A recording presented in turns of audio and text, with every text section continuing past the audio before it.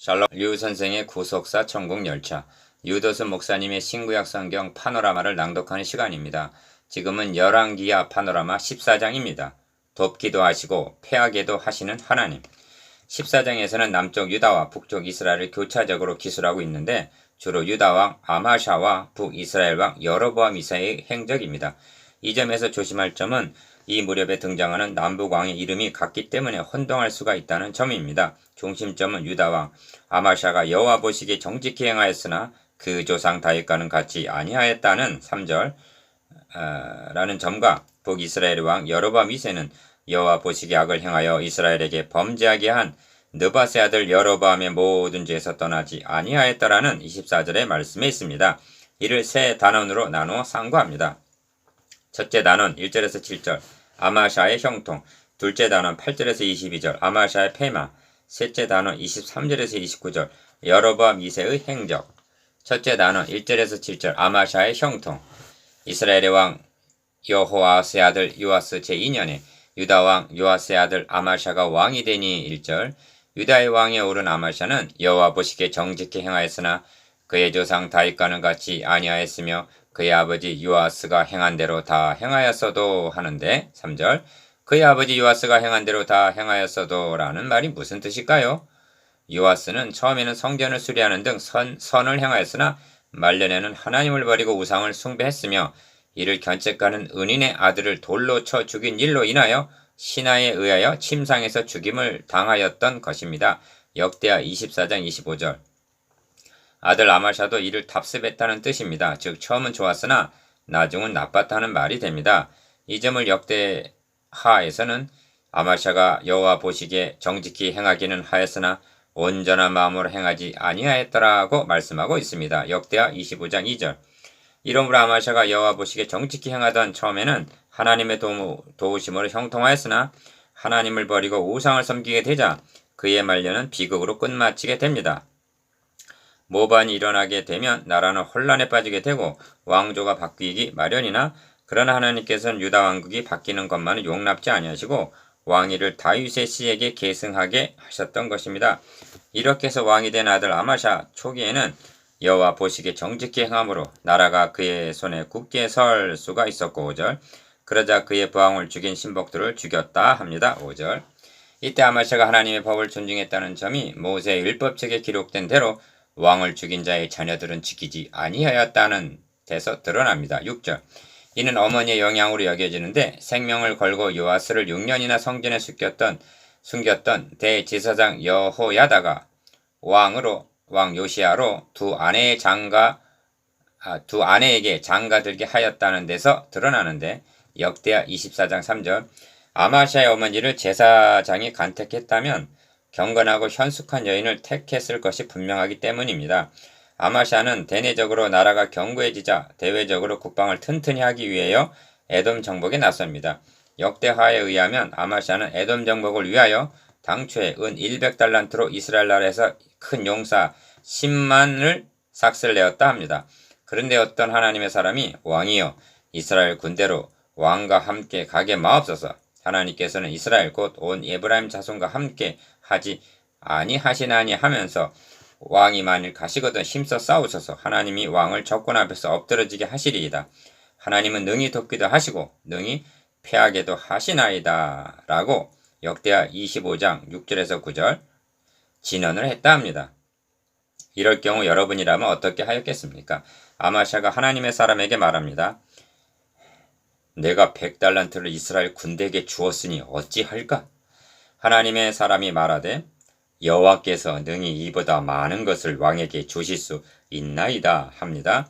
역대상 25장 9절 능히 돕기도 하시고 능히 패하게도 하시는 하나님 능히 이보다 많은 것으로 주실 수 있는 하나님 여기에 14장의 중심점이 있는데 이 분이 우리가 믿는 하나님이십니다.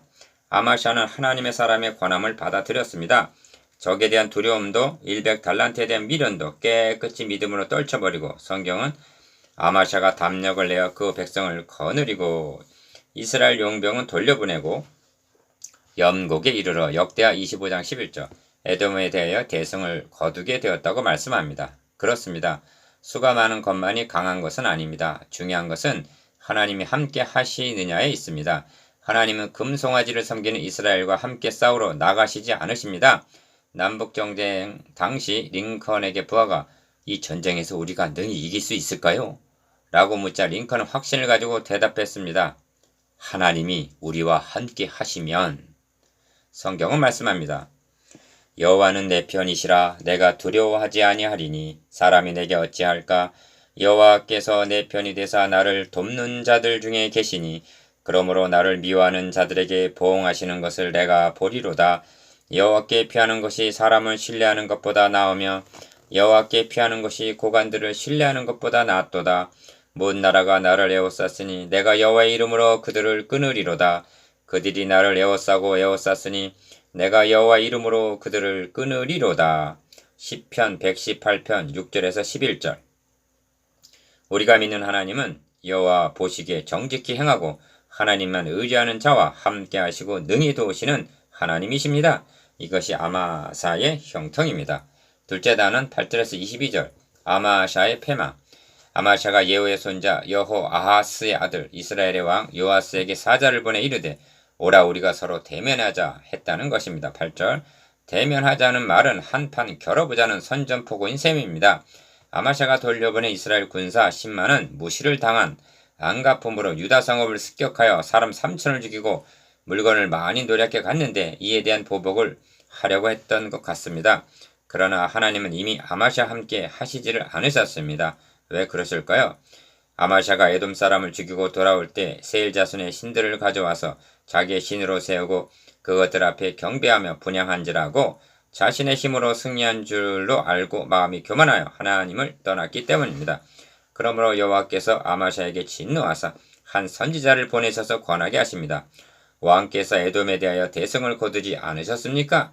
그렇다면 저 백성의 신들이 그들의 백성을 왕의 손에서 능히 구원하지 못하였거늘 왕은 어찌하여 그 신들에게 구하나이까? 하고 역대하 25장 14절 15절 논리적으로 권합니다. 아마샤가 하나님께 정직히 행할 때는 하나님의 사람의 권함을 받아들였습니다. 역대하 25장 10절. 그러나 승리감에 도취하여 교만하고 자고하여 하나님을 떠나자 우리가 너로 왕의 모사를 삼았느냐? 그치라 어찌하여 맞으라 하느냐 하고 듣지 않았던 것입니다. 그래야 하나님께서는 그를 대적의 손에 붙이셨다는 것입니다. 역대하 25장 14절에서 20절.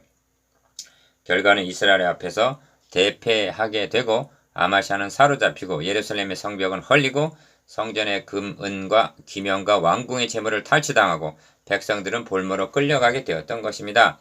아마샤가 돌아서서 여호와를 버린 후로부터 예루살렘에서 무리가 그를 반역함으로 그렇습니다. 아마샤가 하나님을 떠나자 백성들의 마음도 아마샤를 떠났던 것입니다.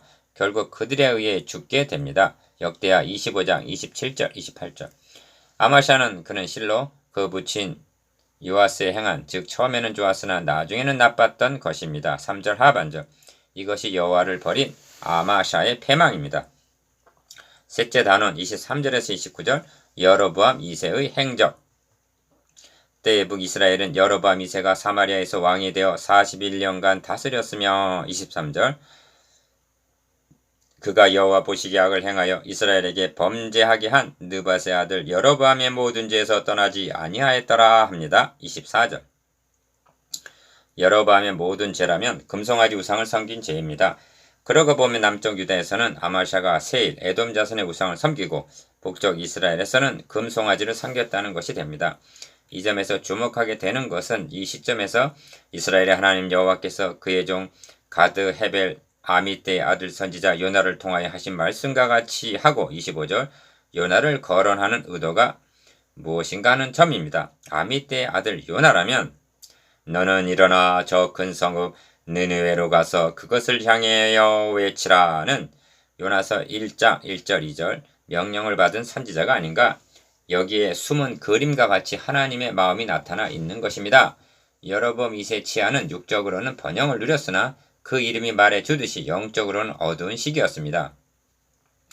이런 시기에 하나님께서는 아모스 선지자를 북이스라엘로 보내시고 요나 선지자를 느느웨로 보내셨던 것입니다. 아모스와 요나는 같은 여로보암 2세 때 아모스서 1장 1절 세움을 받은 선지자입니다. 이렇게 하신 하나님의 마음이 무엇인가? 아모스 선지자는 북이스라엘을 향하여 여호와께서 시온에서부터 부르짖으시며 예루살렘에서부터 소리를 내시리니 목자의 초장이 마르고 갈멜산 꼭대기가 마르리로다고 아모스서 1장 2절 심판을 경고했고, 요나도 니느웨를 향하여 40일이 지나면 느니웨가 무너지리라고 요나서 3장 4절 심판을 경고했습니다. 결과는 어떻게 나타났는가? 아모스서에는 양식이 떨어지게 하였으나 너희가 내게로 돌아오지 아니하였느니라. 아모스서 4장 6절 한재로 징벌하였으나 내게로 돌아오지 아니하였느니라고 돌아오지 않았다는 말이 5번이나 강조되어 있습니다. 4장 6절, 8절, 9절, 10절, 11절. 반면 느니웨의 반응은 어땠다고 말씀하는가? 왕과 그의 대신들이 조서를 내려 사람이든지 짐승이든지 다 굵은 베옷을 입을 것이요 힘써 하나님께 부르짖을 것이며 각기 악한 길과 손으로 행한 강포에서 떠날 것이라 하는 요나서 3장 7절 8절 거국적인 회개운동이 일어났던 것입니다. 이런 맥락에서 요나서의 주제는 이방인 선교가 아닙니다. 구약성경에 이방이 구원에 참여하게 될 것이 많이 언급되어 있으나 그것은 예언적인 말씀이며 이방인 선교는 예수 그리스도께서 유대인과 이방인 사이에 가로막혔던 담을 허신 후에야 가능하게 되는 것입니다. 그렇다면 요나서를 통하여 말씀하고자 하는 바가 무엇인가? 하나님의 뜻을 돌이키사 그들에게 내리리라고 말씀하신 재앙을 내리지 아니하셨다는 요나서 3장 10절, 그런 점을 금송아지를 섬기는 여로보암에게 그리고 에돔의 우상을 섬기는 아마샤에게 보여주기를 원하셨던 것입니다. 저 니느웨를 보아라. 이방인일지라도 그들이 회개하였을 때 그 성을 멸하지 아니하고 뜻을 돌이키셨거든. 하물며 너희일까 보냐. 이제라도 돌이키기만 하면 용서하리라는 메시지였던 것입니다. 그런데 결과는 어찌 되었는가? 북이스라엘은 이방 니느웨가 돌아오는 것을 보면서도 여호와께로 돌아오지 않았다는, 또 한 번에 돌아오지 않았다는 말이 더하여진 것입니다. 그래야 불과 2장 뒤인 17장에서 북이스라엘이 다름 아닌 아수르 곧 니느웨에 의하여 패망하게 되는 것을 대하게 된다는 것은 참으로 슬픈 일이 아닐 수가 없습니다. 주님은 말씀하십니다. 심판 때 니느웨 사람들이 일어나 이 세대 사람을 정죄하리니 이는 그들이 요나의 전도를 듣고 회개하였음이거니와 요나보다 더 큰 이가 여기 있느니라. 누가복음 11장 32절. 이것이 여로보암 2세의 행적입니다.